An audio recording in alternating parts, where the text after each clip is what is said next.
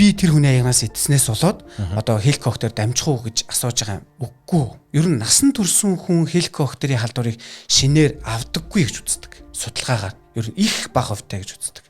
Хеликобактер халдварлах үндсэн нөхцөл чинь 0-оос 7 наснд 98% халдварлана гэж үздэг шүү. Бүр эрт юм биш үү? Өнөөдрийн энэ подкастыг үргэлжлүүлэн үзэхээс өмнө би таныг манай багийн гишүүн болохыг урьж байна.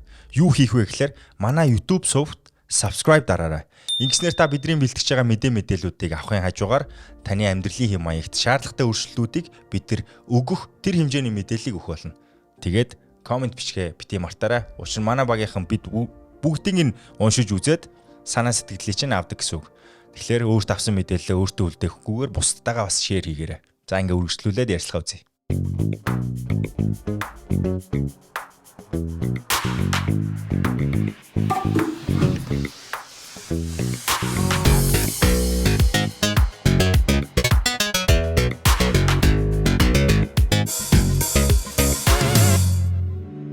За сайн уу манайхаа. Энэ өдрийн мэндийг хүргэе. Бид ээлжид подкастаараа тантай холбоотой мэдээллийг өгнө. Мэдээж үргэлжил тантай холбоотой мэдээлэл өгдөг. Тэгээд энэ удаад хэдүүлээ амар ороод ардлаар гардаг юмс гэж байгаа тий. Гэхдээ ер нь амар зүйл ороод ардлаар гарах хүртлээр юу болдог тухай хэдүүлээ нэлээд сайн мэдээлэлтэй болж байгаа нь. Дээрэс нь ерөнхийдөө хоол боловсруулах дээд болон доод зам дээр ямар асуудлууд монголчуудад тулгараад байна. Дээрэс нь дурангийн хагалгааны аргачлалуудаар ямар эмчилгээнүүдийг хийгээд хүмүүсийн эрүүл мэндийн нэн тулгамдсан асуудлуудыг шийдээд байна гэдгийг мэдэж авах хэрэгтэй болдог. Тэгээ би хүмүүсээс сонсох нэ заримдаа ингээд гэр бүлийнх нь хин нэгэнд асуудал тулгарангууд тухайн асуудлаа Google дээр хайгаад үзэхлээр зарим нэг мэргэжлүүдийн өгсөн байгаа бүрэн гүйцэд мэдээлэл нь тухайн хүний эмчилгээг яах вэ? Эхнээс наагаас нь яа хүртэл юу яавал дээр байдаг ангадагч мэдээлэл болж эхэлдэг гинэ. Тэгээд нөгөө мэдээж эмчтэр очихдоо мэдээлэлтэй болсон байгаа учраас асуух асуулт нь ч гэсэн оновчтой болоод эмчилгээр үгүй хурдан ордог тохиолдлууд байдаг юм байна. Тэгэхээр энэ удаад бас энэ мэдээлэл интернетэд ингээд байж гин гэдэг маань тэр утгаараа хизээнийгийн цагт хэрвээ иймэрхүү эрүүл мэндийн асуудал тулгарх юм бол та яах вэ гэдгээ мэдэх бүрэн боломжтой болно гэсэн үг. За бид нар өнөөдөр Seoul Med эмнэлгийн дуран пастроэнтерологийн эмч мөн дурангийн тасгийн эрхлэгч тогтох эрдэнэтэй уулзахаар ирсэн байна. За урилга авсанд баярлалаа. За баярлалаа. За тэгэхээр хоёлаа яг хүмүүст эхлээд анатомийн мэдээллийг өгч тий. Хоёлаа дээд болон доод зам гэдгээ ямар хязгаараар одоо дээдлийнх нь доотлих нь гэж хязгаарлаад байгааг нь эхлээд нөгч. За баярлалаа. Өнөөдрийн подкастыг үзэж байгаа нийт хүмүүстээ энэ өдрийн мэндийг хүргэе. Ер нь бол хоол осруулах дээд болон доод замын гэсэн хоёр одоо ангилалтай байдаг. Хоосруулах дээд замд болохоор за амь залгуураас ахуулаад улаан хоолой хотоод за тэгээд нарийн эцсийн хэсэг буюу булцсан хэсэг энэ хэсгийг бол хоол осруулах дээд зам гэж нэрлэдэг. Хоол осруулах доод замын дуран онцлогоо буюу хоосруулахын доод зам гэхээр бүдүүн нарийн эцсийн дуран онцлогоонууд дээрээс нь шолон гэц, махэр гэц, өксөх уруудах хөндлөн тэгээ мухар болон нарийн эцсийн төгсгөл хэсгүүдийг дурандж байгаа. Тэр дурангийн шинжилгээг бол хоосруулалт доод замын дурангийн шинжилгээ гэж нэрлэдэг. Бид нэр одоогоос хэдэн жилийн өмнө Германы нейросайенсийн доктортой бас ярилцж байхад бид нэр мэдээллээрээ юу хүргэсэн бэ гэхээр хүний тархины одоо шийдвэр гаргалтыг бид нар толгой дотор байгаа юмсал гэж боддог байсан бол ходоод гэдэг зүйл чинь түүнтэйгээ энэ тэнцүү чухал зүйл байсан юм а гэдгийг тухайн үед бид нар ярьж байж л дээ. Тэгээ яг хуу ходоодны орчин өөрөө эрүүл байх нь хүний сэтгэн бодох чадвар тэгээ амьдрал дээр ер нь одоо бэрхшээлийг даван туулахад хүртэл одоо нэн чухал гэдгийг ойлголоо л та тий. Тэгэхээр хэдүүлээ бас өнөөдөр энэ ходоодны өөрийнх нь эрүүл орчин бий болоход одоо ямар зүйлсийг бид нар мэдэх нэн чухал байна. Тэр дундаа бид нар нэг сэдвийн тухай маш олон удаа ярилцж байгаа. Гэхдээ бүрэн гүйцэд өгнөлт их хэмжээнд очсноо гэвэл би бас эргэлздэг. Тэгээд өнөөдөр бас дахиад л ярих гэж байгаа. Тэр бол хеликобактер гэдэг нэг зүйл. За тэгээ энэ дээр хоёлаа бас үзэж байгаа хүмүүстэй системтэй байхын тулд энэ нь сая яагаад чухал вэ? Энийг мэдэх нь яагаад чухал вэ гэдгийг би сая хотоодтой холбож хэллээ. Таныхаар ер нь хеликобактер гэдгийг та юу гэж тодорхойлдیں۔ Өнөөдөр энэ асуудал таны хувьд хэр том асуудал болсон явж байна? Эсвэл дэврэгэх ёсгүй жижиг асуудал уу? Ааха. За маш гоё асуулт байна. Ер нь бол хеликобактер гэдэг зүйл өөрөө Монгол улсад төдийгүй дэлхийн нийтэд ерөнхийдөө бол хоолсруулах замын өвчлөлийг үүсгэж байгаа хамгийн аюултай бас эмгэг төрүүлэгч бактери гэж үзэж байгаа. Хоолсруулах дээд замын буюу ходоод улаан хоолой хортой хавдар ялангуяа ходоодны хортой хавдрыг үүсгэж байгаа тэргүүлэх шалтгаануудын нэгд бол яг харахгүй хеликобактер зүй ясны орно. Хеликобактер гэдэг зүйл өөрөө яг юу юм бэ гэдгийн тухай ярихад бол хүн төрлөختөн анх үүсэж бий болсон цахиас хойш ерөөхдөө хеликобактер хүний ходоод нь сурч эхэлсэн гэж үздэг. Эмгэг төрүүлэгч бактери байдлаар. Ер нь бол анх яаж бий болсон бэ гэж үзэхээр судалгаагаар юм уу эсвэл энэ хүмүүсийн хеликобактер судалдаг судлаачдын яриагаар бол африкчууд муурын төрлийн амьтныг агнаж идсэнтэй холбоотойгоор анх хеликобактер ходоодонд эмгэг төрүүлэгч бактери маягаар сууж эхэлсэн л гэж үздэг. Тэрэн дэртэх одоо 5-10 мянган жилийн дэртэй ч гэдэг юм уу тий. Тэгэхээр ер нь бол энэ хеликобактер гэдэг зүйл хүн төрлөختөнтэй ер нь бол энэч цуул үүсэж байгаа ийм бактери. Заслан идсэн юм байна л та. Тэгэнгүүт яадгүй гэхээр хеликобактер үнэхээр одоо асуудалтай зүйл мөн үү эсвэл бид нар дэврэхгүй байх ёстой зүйл үү гэдгийн тухай асууж байгаа шиг байна. Ер нь бол бид нар хеликобактерийг аюул сайн өндөр акценттай авч үзэж өөрснөө эцэг эхчүүд иргэн бүр хариуцлагатай байж хеликобактерийг устгаж тэгээ өөр хүүхдүүдтэй халдварлуулахгүй байх гэсэн энэ зарчмыг баримтлах нь өөрөө хоолсруулах дээд зам ялангуяа ходоодны хортой хавдар гэдэг зүйлээс сурсан зэрэглэх хамгийн сайн нөхцөл болж байна гэж үздэг. Одоо эн чинь ийм төрөл зүйлтэй болцсон уу эсвэл зүгээр нэг төрлийн л хеликобактер байна уу? За яг нь ер нь бол Зүүн Азийн эсвэл барууны гэсэн ийм хоёр зүйл байна. Тэнгүүд хеликобактер анх ерөнхийдөө судалгаагаар яадсан юм бэ гэвэл ийм билээ. Анх одоо Монголд одоо батлагдсан хеликобактер нь уул нь бол тэр KA буюу хоруу чанар багтай хеликобактер нь 20% гэж үзчихсэн юм. Ер нь бол манай Монгол улсад хеликобактерийн тархалч өөрөө 80% байгаа шүү дээ. Тий, тэгэхээр маш өндөр хувьтай байна. Хүн амын 80% гэсэн. Хүн амын 80% гэсэн үг. Судалгаагаар. Гэтэ хоруу чанартай нь чанаргүй нь? Ер нь бол KG агуулсан нь манайд бас илүү байгаад байгаа юм шиг байна. Яагаад тэгэхээр нөгөө өвчлөлийн түвшнээ өндөр байгаа учраас тий. Юу бид нэр сая та хамгаалах ёстой гэж нэг өгүүлбэрлээ шүү дээ тий. Тэгэхээр нөгөө хэрхэн хамгаалах вэ тухай ярихын тулд ам дамжсан яриагаар бол хелик дамждаг ахуйн хэлбэрээр гээд аяг тавгай солиход л дамжичдгаа гэж ярьдаг. Энэ юу н хэр бодтой мэдээлэл. Ааха. Наач ястаа яг одоо ард түмэнд хүрэх хэвээр мэдээлэл мөн. Яг тэгэхээр би ч гэсэн өөрөө нөгөө нэг дурангийнхаа амжиг хийхээ хажуугаар амбулатороор бас нөгөө үйлчлүүлэгчтэй үздэг. Тэнгүүд хүмүүс орж ирээд би нөгөө ажлын газрын нөгөө доржийн аягнаас хоол идээд тэгээд дорж хеликобактертэй байсан чи би хеликобактертэй болоод гэдэг юм уу? Эсвэл би ингээд хеликобактертэй гарсан мөртлөө би аягнаас идсэн доржоос хеликобактер илрээгүй гэдэг юм уу? Ийм ойлголтууд ард түмэнд байдаг. Эсвэл би энэ хеликобактерийн эмчилгээ хийх юм чинь би их нартай хамт хийх ёстой юу? Эсвэл би энэ хеликобактерийн эмчилгээ хийх ёстой юм чинь гэр бүлээрээ хамт хийх ёстой юу гэдэг юм уу? Ингэж асуудаг байхгүй хүмүүс. Ер нь бол хеликобактер халдварлах зам яг үнэн. Одоо амнаас аманд тэ шүлсээр монголчууд ярьдаг шүү дээ. Өтгөн мөр амаар гэж тэ. Тэгэхээр маа Монгол улсад энэ нөгөөд нь хеликобактерийн халдварлах зам ч өөрөө амнаас аманд дээрээс нь тухайн улсын хөгжилтэй холбоотойгоор одоо юу гэдгийг нь одоо Монгол улсаар ярих юм бол модон жорлон гэдэг зүйл их байгаа учраас нөгөө хөрс усны бохирдол их байд юм байна л да. Үүнтэй холбоотойгоор нөгөө хеликобактер халдварлах бас нэг зам нь болж өгдөг гэж байгаа байхгүй тийм үү? Тий. Тэгэхээр эн чинь бол ер нь бол бас тухайн улсын хөгжилтэй бас туйлын одоо холбоотой болж өгдөг байна шүү дээ. За түрүүнийхээ сэдв рүү ороход нөгөө би тэр хүний аягнаас идснээс болоод одоо хеликобактер дамжих уу гэж асууж байгаа юм. Үгүй. Ер нь насан турсан хүн хеликобактерийн халдварыг шинээр авдаггүй гэж үздэг. Судалгаагаар ер нь их бага хувьтай гэж үздэг. Хеликобактер халдварлах үндсэн одоо нөхцөл чинь 0-оос 7 наснд 98% халдварлана гэж үздэг шүү. Бүр эрт юм биш үү?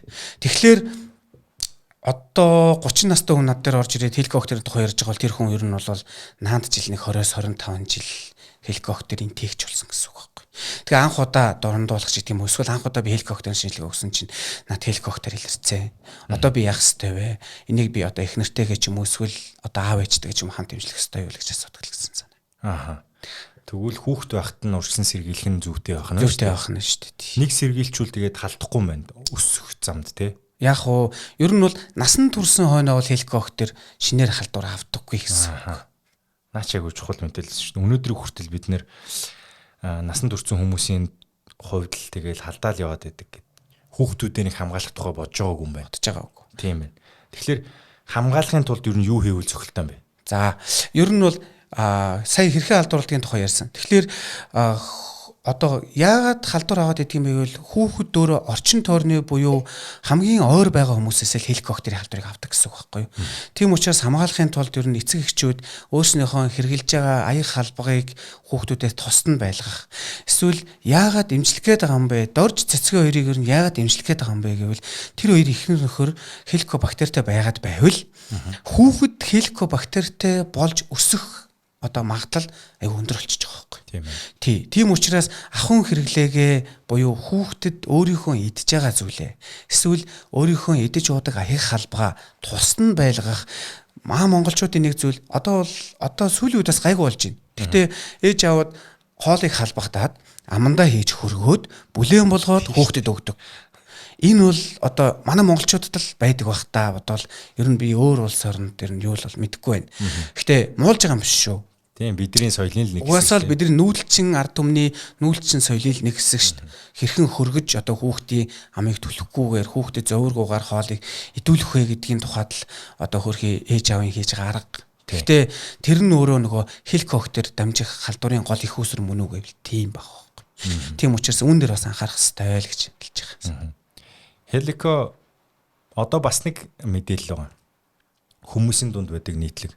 Нүүрээр шарах батг шаваад ах юм аа. Энд ч одоо хеликогоос болж ин гэх юм гээд эмчтэр очингууд нэг юм 3 төрлийн юм хосолсон юм гээд уудаг. Нэг нь одоо антибиотик байдаг ч юм уу те нэг тиймэрхүү зүйлийг хэлбэг байлаа штэ. Энэ батгтай шууд хамааралтай эдүү зү үгүй юу. За хеликобактер гэдэг зүйл нь өөрөөр хэлбэл ходоодны хүчлэг орчинд өсөж урчиж бий болдог бактери байхгүй юу.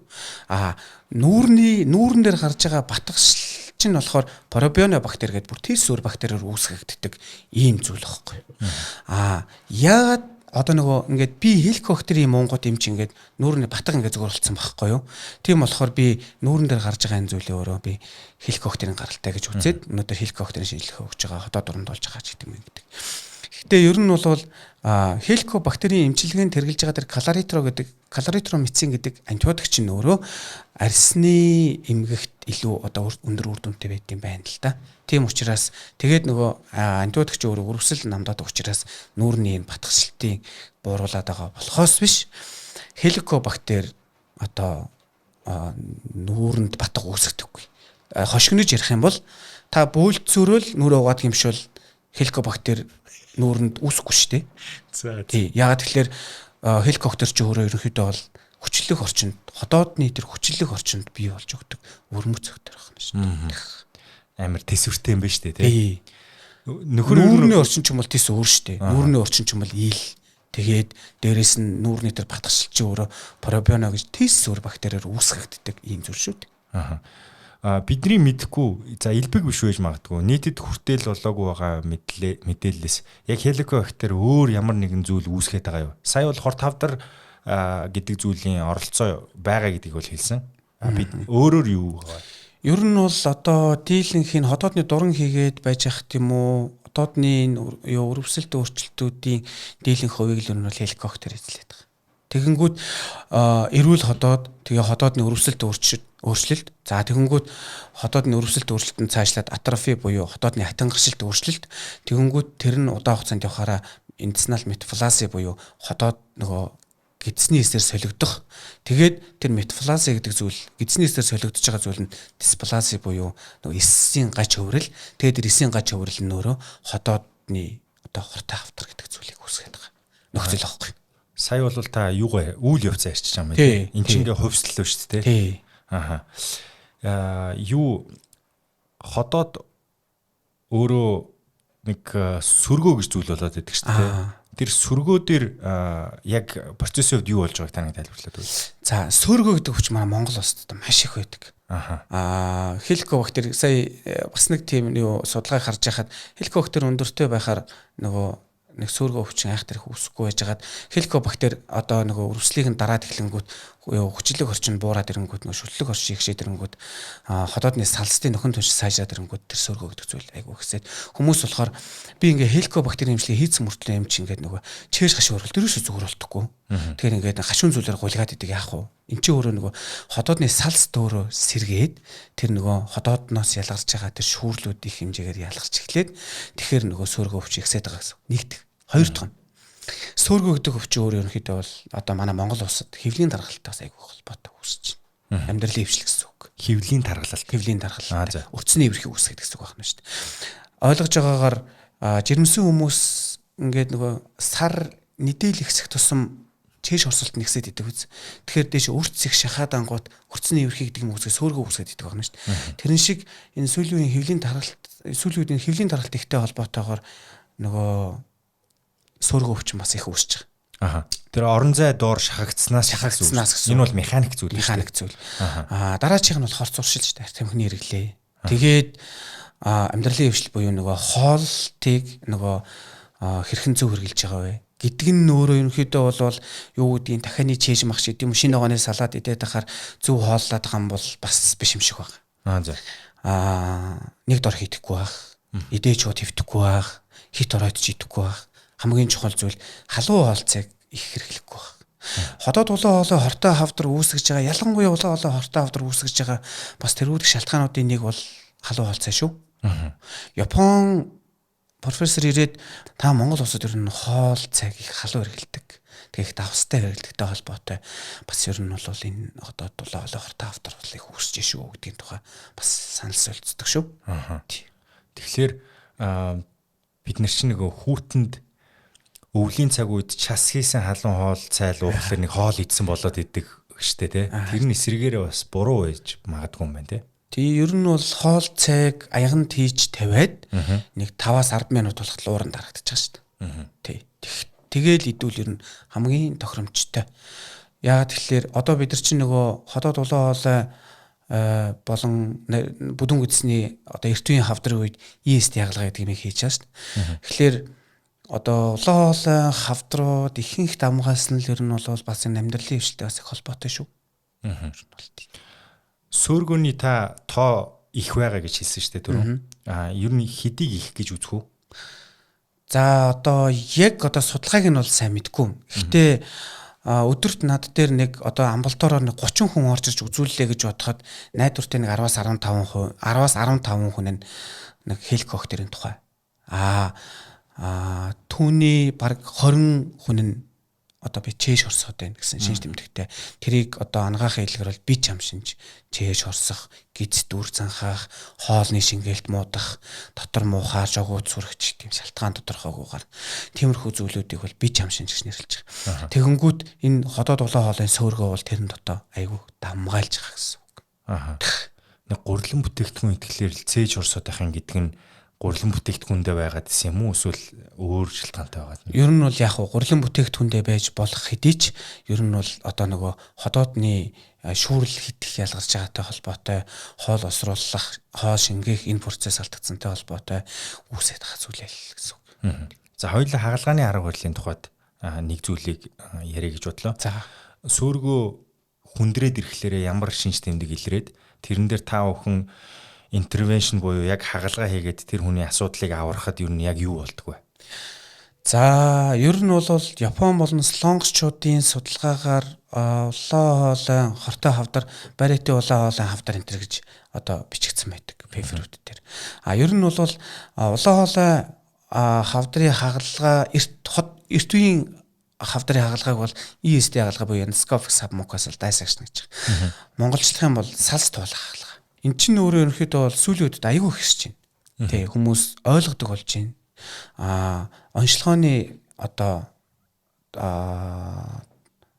газрууд ихсэж байна. Оншилж одоо эмч нарын бас ходоод улаан хоолой эрт үеийн хортой хавдрыг онцлох тэр ур чадвар бас нэмэгдэж байна. Үүнтэй холбоотой ходоод улаан хоолой тэр ялангуяа улаан хоолой одоо EST хагалгаа бол сүүлийн үед бол их орж байна. Гэхдээ хортой хоргүй хавдруудын үед бас хийж байгаа хагалгаанууд өөр нэршилтэйгээр өөр арга одоо барилтаагаар явагдаж байгаа гэсэн үг шүү. Ер нь. Тэгэхээр тэр ESD хагалгаа гэдэг нь сая бол та юуг нь хэлж байгаа. Одоо нэршлиг хэлжтэй хагалгааны нэршлиг те. Юун дээр миний тодруулах гэдэг зүйл нь сөөргөөч нь ингээд бүр хагалгаанд орохуц болох үед тэр чинь нэг шархлаад эхэлсэн байгаа үе гэж ойлгоод байгаа зүг те. За шархлаад ер нь хавдар шархлаад эхэлчихвэл дурангийн хагалгаа хийх үе шатаас тавсан байдаг. Яг хортой хавдар гэж онцлогдоод тэр нь ер нь шархлаад эхэлсэн байвал дурангийн хагалгаагаар дурангаар энэ улаан хоолой эрт үеийн хавдар юмаа гэж харагддаг төрөл нь өөрөө өөр идэг гэсэн үг. Сөөргөөтэй холбоотойгоор улаан хоолой хавдрууд үүсдэггүй тийм. Ер нь бол маш их үүсдэг. Байнгын нөгөө дээшээ хүчлэг гашуун зүйлээр ингэж улаан хоолойг төлдөг учраас тэгээд дээрэс нь халуун хоолцоо хэрэгэлдэг. Бүр нөгөө гэр бүлээрээ давстай хоолцоог илүү эрхмэлдэг. Манайх ер нь одоо давсгүй хоол идэхэр л нэг юу хагаад идэм та гэдэг хүмүүст бас айгүйх бас тохиолдох зүйл шүү. Тэгэхээр давс чинь бас өөрөө зөвүүн идэх байх нь шүү. Давс ер нь бол аюултай зүйл. Аюултай байна. Юун дээрээс стресс гэж нэг зүйл үү шүү дээ. За хит их ачааллаас болж хотоод шархалчлаа гэдэг тохиолдлууд гардаг тийм. Тэгээ энэ юу н таны ажиглалтаар хэдийр хүмүүс яг энэ хотчлт гэдэг чинь өөрөө угаасаа бид нар яахын аргагүй их хөдөлмөрлөхөөсөөр аргагүй болж байна. Хөдөлмөрлөх хугацаанд юу болж байна гэхэлэр шууд шийдэл олдохгүй асуудлуудаар бүрхүүлэхтэй маш олон асуудлууд биднийг бүрхээд ирэхлээр хүн ингээ ходоод агшаад байгаа ч юм шиг мэдрэмж төрөөд ер нь бол тэгээд энэ стресс гэж зүйлсээс болоод ходоод шархлаад байна гэдэг тохиолдлуудыг тэгж одоо бид нэр оншилж таамгаар мэдээд байгаа. Гэхдээ яг эмчтэр очихлоор та нар ер нь юу гэж харддаг юм? Энэ бол стрессээс үүдэлтэй байна гэж мэдгэдэггүйс бах уу? Эсвэл стресс гэдэг нь анхдагч сүдээгч нь болохоос биш. Тэр дараад нь өөр эрүүл мэндийн асуудал. Магадгүй хеликобактер ч юм уу хавсраад ингээд эмнэлэг дээр очихлоор өөр болсон байдгүй. Энийг та нэг тайлбарлаж өгөхгүй. За энэ өстой монголчуудад агиух түгээмэл илэрдэг шинж тэмдэг. Номер 1 зүйл нь юу юм бэл эмч би гороогоод байна гэж нэрлэдэг. Орж ирдэг. Ер нь бол эмч би ер нь мэдгүй одоо энэ ойрын одоо хоногудаас ч тийм үү эсвэл сүүлийн 1-2 сар ч тийм үү эсвэл би сая ингээд төхөрсөн. Тэгээ тэрнээс хойш ингээд гороогоод болдгоо. Тэгээд ингээд урандаад үцэнгүүт илэрхий их өөрчлөлттэй зүйл илэрдэггүй. Тэгээд тэр нь болохоор стрессийн гаралтай нөгөө улаан хоолой спазм буюу агшилт байгаад байдаг. Тэгээ үүнтэй холбоотой нөгөө тухайн үйлчлүүлэгчтэй айгүйх тийм зөвөр өгдөг. Нэг ийм тохиолдол байна. Нөгөө нэг ходоодны шархлааны гэдэг зүйл нь юу юм бэ гэвэл над дээр нэг тохиолдсон кейс. Сарын өмнө над дээр дурандуулаад тохиолдолд зүгээр дурандуулаад ингээд вакцин шилгээгээр ороод дурандуулаад явсан хүн байгаа байхгүй юу? Залуу. Тэгээд би нөгөө юм чи ингээд тэгээ нэг сарын дараа над дээр орж ирээ амбулатор цоочход орж ирээд үзүүлээ би тэр хүнийг сарын өмнө үзүүлсэн мэдээгүй ш. Тэгтээ яг нөгөө програмлогоо оронгууд ингээд нөгөө бүх мэдээллүүд нэгэ байж байгаа юм чи. Тэгээд дурандахад ингээд хотоодонд ямар нэгэн асуудалтай зүйл байхгүй. Тэгээд сарын дараа орж ирээд над дээр ингээд амар өвдөд болдгоо юм чи. Би ингээд ехонд харуулсан чинь наа зүгээр гисэн байхгүй. Би одоо тань дээр дуранд л харуулмаар нурд нь тань дээр дуранд харуулжсан байхгүй юу орж ирдэг байхгүй. Тэгээд дурандаа харангууд шарахтай. Тэгээд сарын дотор үүссэн гэсэн үг юм. Тий. За тэгээд ингээд асуу штэ. За одоо энэ ингээд сарын өмнө ингээд чи ингээд зүгээр исэн юм байна. Тэгээд яагаад ингээд сарын дараа ингээд чи ингээд шарахтай болчихвоо. Ямар нэг юм одоо гадны сэдэх хүчин зүйл янз бүрийн одоо идэж явах юм одоо архитараас юу байдیں те ийм зүйл байна уу? Эсвэл чамд өөр янз бүрийн. Гэхдээ эмч би харин дөнжин гарын уур тавьж яваад нэг 5 тал мөргөөд. Тэгээд яасан чинь над би баг 6-7 сая төгрөгийн өрөнд ороод. Тэгээд тэрийг төлөх гэж бас нэг сар би бас их стресстэй. Тэгэл хүн амтнаас зээл хууль авах нэ тэрээгээд. Тэгээд өнөөдөр бүр амар хүчтэй өвдөд гэрд оронд болж байгаа байхгүй. Гэх жишээ нэ.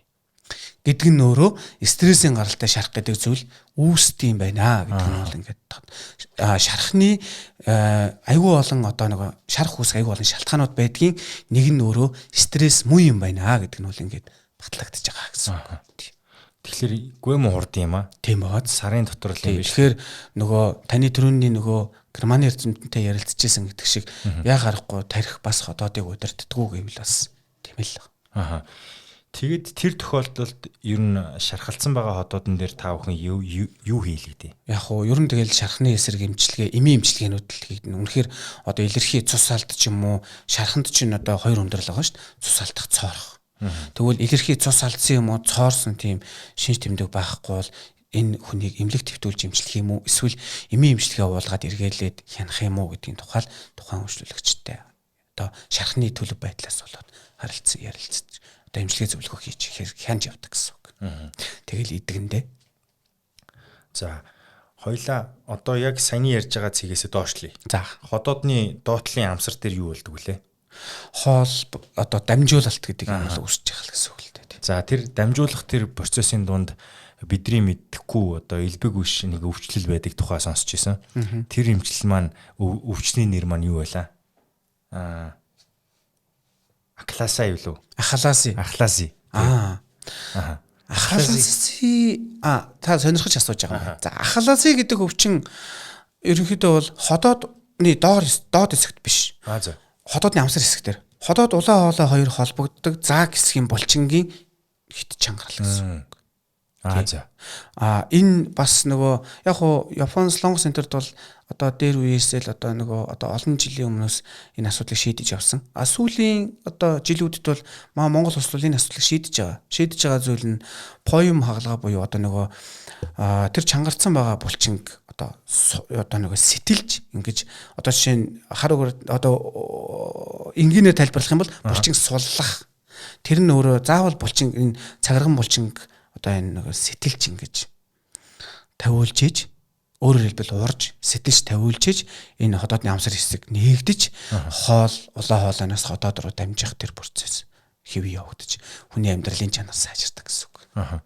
Ахласын өөрөө боогдчод ер нь хүн хоол идэж чадахгүй түгжрээд байх процесс хэлж байгаа. Улаан хоолой нь ходоод шиг болцсон байдаг байхгүй шүү. Сунаад. Тэр чинь өөрөө уян харимхай чанартай эргэтэн шүд улаан хоолойч өөрөө булчинтай. Тэгэнгүүт нөгөө удаан хугацаанд ингээд нөгөө хоол идэж чадахгүй байгаа хүмүүс хоол идэхээр л бөөлжөөд тэгээд би ингээд сүүлийн одоо хэдэн сарч үдгийн хэдэн жилч үдгийн илэрхий ингээд жин хайсан. Тэжээлийн дутагталд орсон. Тэгээд ингээд онцлогдохгүй явж хагаад ингээд ирээд дурандуулаад халаасаа гэдэг зүйл онцлогдоод тэгээ хаалгаанд ороод сайжирч байгаа хүмүүс байгаа. Гэхдээ Монгол улсад халаасаа бол ер нь их цөөхөн тохиолддог өвчин. Бид нар бол бас ер нь нэлээх олон халаасын хаалгаа, поем хаалгаа, буюу тэр булчин сэтлэх хаалгаа хийсэн. Одоо манай Батлага эмч, Болор эмч гэх тэргүүтэй эмчнэр юу бидний одоо хийсэн 3 настай хүүхдэд боём халаастай хүүхдэд хийжсэн санагдчих шүү. Ямар эрт юм бэ те? Тий. Тэгэхээр ер нь бол эн чинь өөрөө одоо төрөлхийн тий. Тэгээ тэр нь өөрөө нас хүүс харгалцахгүй ч гэдэг юм уу гэж явдаг учраас ер нь бол бас нэг төрлийн юм. Тий. Нэг төрлийн ер нь аюултай. Тий. Би нэрээ нэг зүйл асуухаа марцсан байна. Хеликобактерийг онцлдог арга барилууд дээр ер нь аль нь зөв зүйтэй тал дээр. Яг тэгэхээр маш олон аргачлалууд байгаад байна. Гэхдээ тэр аргачлал болгонд өөр ингэсэн одоо тогтоодог коэффициент ч юм уу те энэ нь илүү илрүүлдэг гэдэг тийм та одоо шинжлэх ухааны юу байдаг бах баталгаа. Тэгэхээр аль нь илүү оновчтой эсвэл хамгийн сайн нь? Ер нь бол хеликобактерийг айгүй олон аргаар онцлож одоо эмчилж байна сүүлийн жилүүдэд. Ер нь л бол одоо хеликобактерийг өтгөн амьсгалын тестнээс, цуснаас, шингэн биопсын арганаас тэгээд сүүлийн үед чи одоо хүмүүс орж ирээд энэ шинжилгээнүүд ер нь аль нь илүү үр дүнтэй юм бэ? Ер нь би алийг нь өгвөл илүү одоо хеликобактер сайн онцлогдох юм бэ гэсэн ийм л зүйлийг асуудаг. Тэгэхээр яг өтгөний шинжилгээ бол нэг 87-оос 100% юу 75-аас 100% гэж үздэг. За. Амьсгалын тест бол 95-аас 98% гэж үздэг. Ер нь тэгээ бас хеликобактерийн эмчилгээг хийлгэснээс хойш 2 сарын дараа хеликобактерийн шинжилгээг амьсгалын тестээр өгөх нь өөрөө илүү одоо үр дүнтэй байдаг гэж үздэг байхгүй юу? Тийм учраас хеликобактерийг өтгөнөөр өгөхөөр нөгөө позитив негатив буюу илрүүлэх шинжилгээгээ хийгээд тэгээд эмчилгээгээ хийсний дараа уриазаас хорил буюу амьсгалын тестээр өгөх нь бол илүү үр дүнтэй байдаг гэж үздэг. Цусны шинжилгээнээс бас их өндөр мэдрэг гардаг шүү. Манай эмнэлэг дээр бол өтгөний болон цусны тэгээд амьсгалын тестээр л үзэж байгаа. Ер нь шинжилгээ гэснээс дурангийн шинжилгээг хэр одоо оновчтой хүмүүс жилдээ нэг удаа онцлогоонд орж штэ тэ. Тэр үедээ дурангаар ер нь шинжилүүлэх нь зүйтэд тооцогдох уу эсвэл энэ тусдаа хэрвээ эрүүл мэндийн ийм эрсдэлтэй гэж үзэж байгаа бол дурангаар ороо гэдэг. Та нарт тэр ямар зөвлөгөө өгдөө? За ер нь бол удирдамж хийдэг. Тэгээд энэ Япон болон Солонгосчууд болохоор одоо сүүлийн үед дурангийн шинжилгээг бараг ялангуяа Япон бараг 50 наснаас дээш биш 40 наснаас дээш ч юм уу яаж манайх бол зөвлөж байгаа гэж үү? Тий 35-аас дээш ер нь дээш байвал ер нь бол боломжтой гэж үздэг. Яагаад одоо энэ ходоод улаан хоолой юу бүдүүн гүцний хортой хавдар хожуу шатанд онцлогдоод байгаа юм бэ гэвэл нэгдүгээр ерөөсөө онцлуулдаггүй. Эсвэл бүдүүн гүц жишээ нь одоо ургацэг нэтер юм онцлогдвол агуулахгүй утасантай холбоотой бас ер нь бол хавдар үүсэж байгаа шүү дээ. Тий хожуу болоод онцлогдоод. Тэгэхээр 35-аас дээш насны хүмүүс ер нь амьдралынхаа туршид нэг удаа дурангийн хоолсруулах дээд доод замын буюу ходоод бүдүүн гүцний дурангийн шинжилгээнд орчих бол дараа нь хизээ орох вэ гэдгийг тухайн юм чинь хизээ эргэж хянах боломжтой вэ гэдгийг тухайн юм чинь хэлээд өгч гэсэн үг. Таны ходоод ийм өөрчлөлттэй байгаа учраас хоёулаа ийм имчилгээ хийгээд энэ хугацаанд эргэж хийнэ. Таны бүдүүн гүцэнд ийм ургацтай байгаа учраас та ургацэг онцлогдсноос хойш 3 сарын дотор ер нь бүдүүн гүцний ургацгийг авуулж явал зүгээр. Бүдүүн гүцний ургацыг авуулсан бол ямар хэлбэрийн ямар төрлийн ургацыг онцлогдсон бэ гэдгээс хамаарат эргэж хизээ хянах вэ гэдгийн тухай яриа явуулчих болно гэсэн үг. Бүдүүн гүцний юу ходоод улаан хоолой дурангийн шинжилгээнд ороод хеликоптер онцлогдсон бол та хеликоптерийн имчилгээ хийж байгаа бол тухайн ходоод одоо хэрхэн өрөвсөлтэй байгаа вэ? Хеликоптер хэрхэн өндөр гарсан бэ? Имчилгээ хэрт үр дүнтэй болж байгаа вэ гэдгээс хамаарат эргээд ходоод улаан хоолойг хизээд орондож болох вэ гэдэг тийм скрининг хийлээд өгч болно. Тэгэхээр бас дурангаар хеликоптер зааж мэддэм юм тий. За бас нэг зүйл. Түрүүнд би нөгөө онцлогооны тухай ярьжсэн тий. Тэгэхээр өтгөнд амьсгалын тестээр цусны шинжилгээгээр авдаг хэдий ч бас нөгөө дурангийн шинжилгээгээр хеликоптерийг хэрхэн одоо байгаа шинж тэмдгийг онцлох вэ гэдэг тухай бас айгүй чухал зүйл байхгүй юу.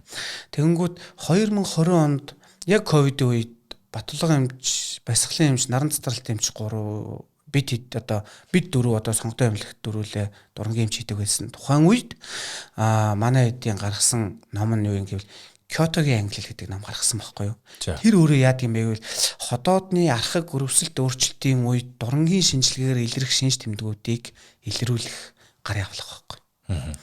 Тэгэнгүүт хеликобактерийн үед илэрдэг 19 шинж тэмдэг одоо ходоодны идэвхтэй өрөвслийн үед илэрдэг 19 шинж тэмдэг нь өөрөө хеликобактерийн халдварын үед илэрдэм байна гэдэг нь бол тэр Кёто гэдэг. Тэгээд Монгол улсад нөгөө дурангийн эмчнэр дурангийнхаа хариуг бичгтээ Kyoto Classification гэдэг тийм драфт үсгэж өгөөд тэгээд тэрүүгээр одоо ингээд сүүлийн үед одоо ерөнхийдөө бол эмчнэр одоо ингээд тэр драфтаар одоодны дурангийнхаа хариуг бичиж байгаа. Тий. Тэгэхээр дурангаар хеликоптерийн тэр асуудлыг илрүүлээд байгаа зүйл нь хотоодныхоо салцтыг үнэлж байгаа байхгүй юу? Одоо жишээ нь түрүүнд ярьсан хүүхэд авахын насандаа хүн хеликоптерийн халдварыг авчдаг юм аа. Тэгвэл 30 наснда анх удаа дурангийн шинжилгээ хийлгэж байгаа юм бол 30 одоо 5 настай авсан байгаад 25 жил тэр хеликоптерийг хотоодондоо агуулж явсан юм бол тэр хеликобактер хотоодонд хэрхэн ямар одоо өөрчлөлт үүсгэсэн, ямар сонирхол үүсгэсэн магадгүй хавдар байж болно шүү дээ. Тэр нь одоо юу гэдгийг нас хүүсийг бүр хизээш харгалзахгүй шүү дээ. Онцлогдох нь өөрөө хотоод дулаан хоолой бүдүүн гүцний хортой хавдрууд ч өөрөө тим насны хүнд, тим хүүсний хүнд тим онцлогдно гэдэг нь бас юу одоо манай дурангийн практикт бол эргэлзээтэй шүү дээ. Байгууллагын өрсөн сэргийлэх үйлчлэгээр орж ирээд хотоод дулаан хоолой бүдүүн гүцний хортой хавдар онцлогдож байгаа зөндөө тохиолдол шүү дээ. Тэгэхээр хүн ер нь амьдралынхаа туршид хотоод дулаан хоолой бүдүүн гүцний дурангийн шинжилгээнд нэг удаа ороод үзчих юм бол эргээд хизээ одоо орох вэ гэдэг нь бол тодорхойлж, маш тодорхойлждаг гэсэн үг. Бас нэг зүйл байна. Дурангийн шинжилгээнд орсон бол 2 жил болоод дурандуулахад бол одоо юу гэдгийг бас хавдрыг бас айх дээрх алдчихгүй шүү. Ер нь хожуу шатраа. Тийм учраас нэг удаа дурангийн шинжилгээнд орчвол ер нь 2 жилээс их дээш болгож ер нь бас дэмий. Маа дурангийн практикт харж байгаа. Окей. За би өрний шинжилгээ ухаанаас өрний шинжилгээ ухаан судалдаг хүнээс дорны дүгнэлттэй нэг асуулт асуучих. Буруу ч гэж магадгүй. Гэхдээ хумсны толиод өлгөн ороод ийм сонин хэлбэртэй болцсон байдаг. Бидний хумсны толио зүгээр энгийн ийм толгор байдаг. Хөндлөн толио оронгуудаа бас нэг ийм овон товон ийм юу үүссэн байдаг шүү дээ. Нэг ийм сонин Одоо замын дээр чигнүр шиг. Замын дээр чигнүр шиг уснаад тэгээд ийм бүр хонхор үсцэн. Энэ ходоодны юутай шууд хамааралтай гэдэг нэг тийм зөвхөн юу сонсч ирсэн юм байна. Одоо таамаг гэх юм уу? Тэгээ энэ юу н хэр бодтой. За би бол сайн мэдэхгүй. Яг энэ үннийг хэлэхэд бол энэ талаар. Зүгээр ер нь одоо манай монголчуудын амд амьдсан яриагаар бол хумсны толио өөрчлөгдөх, эсвэл хумсны арын мах сүрэх, эсвэл гарын алганы арьс хуурах энэ төр нөөрэ ходоодтой шууд холбоотой гэж үзээд гарынх нь алганы арьс хуурангууд ирээд эмч би нөө ходоод өгдөг болохоор ингээд нөгөө үзүүлэх гэж ирсэн юм аа. Яг тэлэр миний гарын алганы арьс хуураад байгаа байхгүй юу энэ төр гэж. Тэгэхээр яг үзэнгуут юу вэ? Тэгээ үзэнгүүт одоо юу гэдгийг юу ч байхгүй ч болж байна. Юу ч байхгүй. Тий. Одоо ходоодонд бүр хэл когтөрч гэж болж байна. Тэгэхээр тэр нөөрэ арьсны биеэ даасан эмгэгч гэдэг юм уу, тий? Хүний өсвөл ажил хөдөлмөрийн нөхцөлөж болно шүү дээ. Хуурай одоо орчинд ажилдагч гэдэг юм уу? Тэрнээс үл химийн бодистэй эсвэл байнгын одоо янз бүрийн бэли юу гэдэг тий? Гараар үлддэг юмнууд хийдэг эсвэл хуурай нөгөө одоо энэ оюутл хийдэг хүмүүс бас айгүйх ажиглагддаг зүйл байхгүй юу? Оюутл эсвэл энэ барилга марлах дээр ажилддаг хүмүүс ч гэдэг юм уу? Тэрийг хүмүүсийн төлөөний тухай бол би сайн мэдэхгүй. Үнэл. За. Окей. За. Ер нь бол хеликог оншилчлаа хоёлаа. За. Хэрхэн онцлогооч мэдчихлээ. За эмчилгээн дээр ер нь хувь хүнд зориулсан зөвлөгөө гэж юу? Эсвэл заавал эмчийн зааврын дор явах хэрэгтэй юу? За. За ингэсэн байдаг. За ер нь бол хеликобактер өөр стандарт удирдамжтай, олон улсын удирдамжтай. Тэгээ тэр дагуугаал ер нь бол эмчилгээнүүдийг хийгддэг. Ингэдэг хүмүүс би тухайн үед хеликобактерийн шинжилгээ өгөөд нөгөө хеликобактертэй илэрчингүүд нөхөртөө хамт уучаад ирсэн. Тэгээ бид тэр одоо нөгөө хеликобактерийн шинжилгээ өгөх гэж байгаа байхгүй юу гэдэг юм.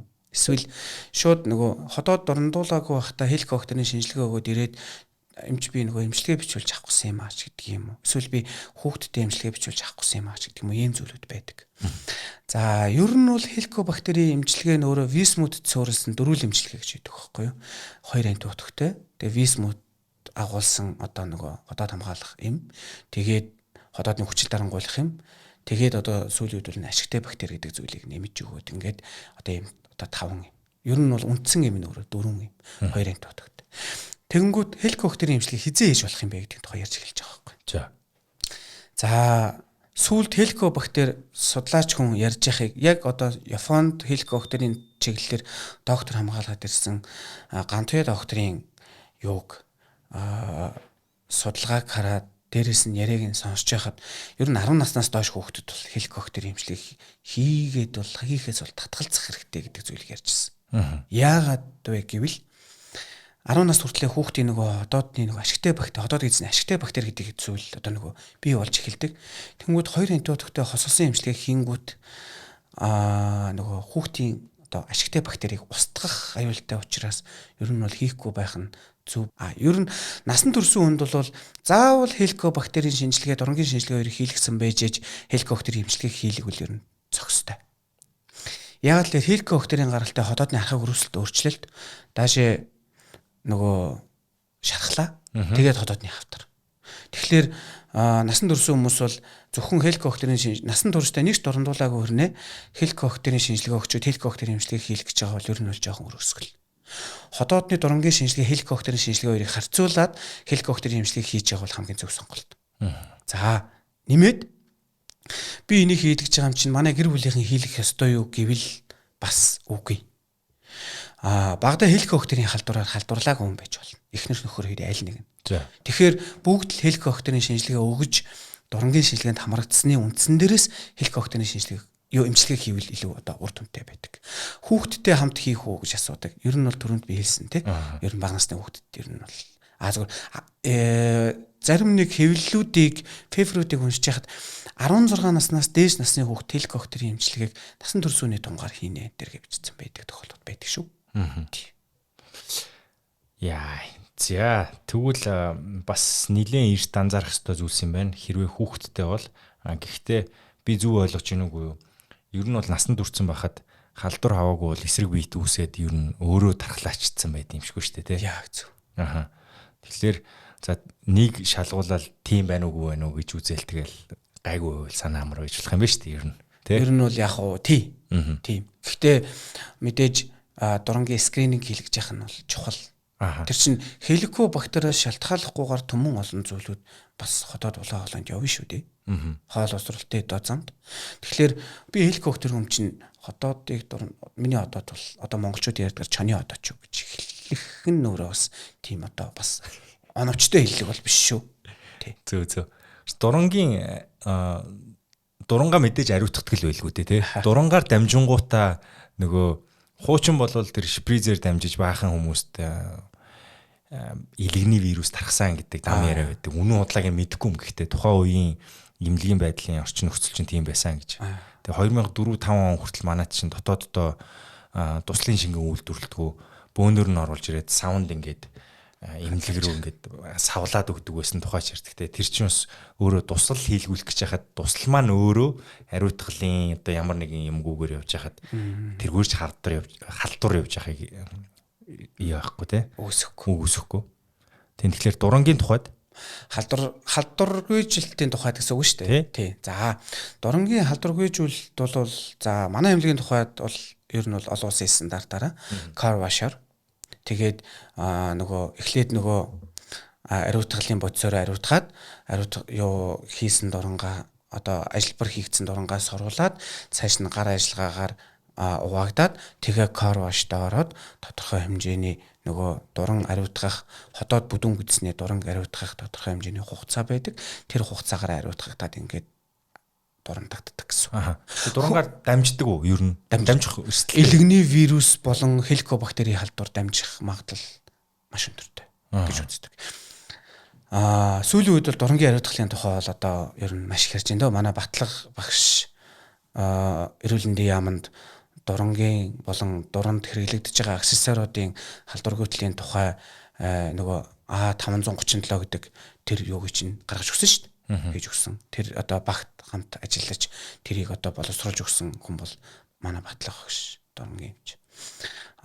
Дурангийн ариутгал халдваргүйтгэлийн тухай ярих нь бол зүй ёсны хэрэг. Яагаад тэгэхээр эн чинь одоо харахгүй энэ хеликобактер одоо хоёулыг өнөөдрийн сэдв хеликобактер дээрээс нь илэгний вирус дамжих гол халдварын одоо их уурхай бас мөн үг гэвэл тийм шүү дээ. Тийм учраас эмнэлгүүд энэ дурангийн ариутгалын тухай аягүй сайн анхаарч ах хэвээр. Би нэг юмд жоохон хазайч болно те. Яагаад вэ гэвэл манай Монгол улсад эрт илрүүлэх гэж сайн нэг юм боллоо доо. Дурангийн ариутгалыг хэрхэн шийдвэрлэж байгаа вэ гэдгийн тухай л асуучмаар байгаа байхгүй. Ер нь бол эмнэлгүүд яваад хөдөө орон нутгуудаар одоо цэргийн эмнэлгүүд нь цэргийнхаа харьяаны газруудаар гарч гэдэг юм уу? Улсын эмнэлгүүд явж дурангийн одоо эрт илрүүлэг хийж байгаа шүү дээ. Ариутгал хэрхэн явагдаж байгаа вэ гэдгийг ер нь бол хянсан болов уу? Би бол зүгээр дотроо жоохон хувийнхээ хувьд ч жоохон эргэлзэж явдаг. Тий. Тэгээд Монголд одоо сүүлийн үед би түрүүнд ярьжсэн энэ дурангийн онцлогооны асуудал Монголд айгүй их болж байна. Одоо эмнэлэг болгон л дурантай болоод дурангийн эмч авна, дурангийн тим эмч байна уу? Дурангийнхаа ариутгалыг хэрхэн шийдвэрлэж байгаа вэ? Та хэдэн товртой буюу хэдэн дурангийн сеттэй дотроо хэдэн дурантай вэ? Ер нь бол айгүй чухал асуудал. Маа дурангийн салбарт. За манайхан үзэж байгаа хүмүүстэй хандаж хэлэхэд хэрвээ та дурангийн шинжилгээнд орох гэж байгаа бол тухайн байгууллагынхаа дурангаа хариуцдаг стандарт нь ямар стандарттай дээрээс нь дагаж мөрддөг юм уу гэдгийг шалгаж нөгөө хүмүүсээсээ бас одоо шаардах хэрэгтэй юм байна. Яагаад тэгэхээр эн чинь өөрөө та эрүүл байхыг зориод очсон чинь зүгээр шинжилгээнийхээ үеэр халдвар авсан байвал харамсалтай байс тээ. Яг зөв. Тэгээд бүр тэр байтугай бүр дурангийн ариутгал, дурангийн урсгал гэж байгаа шүү дээ бүр. Дурангийн цэвэр бохрын урсгал тэр имлэг хэрхэн шийдвэрлсэн бэ гэдэг чинь бүр чухал асуудал байна. Дурандлаа, бохирлогоо орууллаа, дуран ариутгаглаа, цэврээрээ гарч ирээд дурангийнхаа өрөөлөө орлоо гэдэг энэ хоёр процесс чинь ер нь бол аюул чухал асуудал шүү дээ. Тэгэхээр дурангийн ариутгал болон дурангийн урсгал чинь ер нь бол имлэгт бол чухал асуудал шүү. Тийм учраас би түрүүний тэр нөгөө скринингийн тухай ярьсан гэсэн үг. Гэтэ хин нэгэн зүйлийг ч гэдэг юм уу, энийг хийж бүтээж байгаа хүмүүсийг ч гэдэг юм уу, буруутгаж байгаа ямар нэгэн эмнэлэг рүү чиглэсэн зүйл биш. Гэхдээ энэ бид нар дурангийн эмч бид нар нэгэн тал ард түмэнд мэдээлэл өгж байгаа бол энэний тухай бас ер нь аягүй сайн ойлголттой болгож өгөхгүй бол хаа нэгэн гарсан зүгээр гудамжинд явж байгаад ямар нэгэн болон дээр дуран онцлогоо гэсэн юм руу шууд ороод дуран хийлгэх нь зөв буруу юу, дээрээс нь тухайн эмнэлгийн дурангийн ариутгал хэр байгаа вэ гэдэг чиг чухал болчихж байгаа байхгүй. Онцлол нэхээсээ илүү байгааз.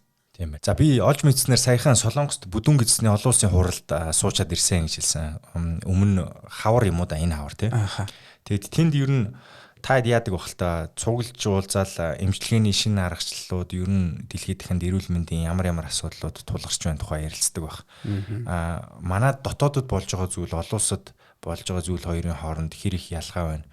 Одоо нөгөө өвчлөлөөр одоо хөгжил ярих нь цаашаа юм тий. Гэхдээ ер нь Солонгосч өөрөө бас энэ хотоод доод зам бас асуудалтай улстай ордог шүү дээ тий.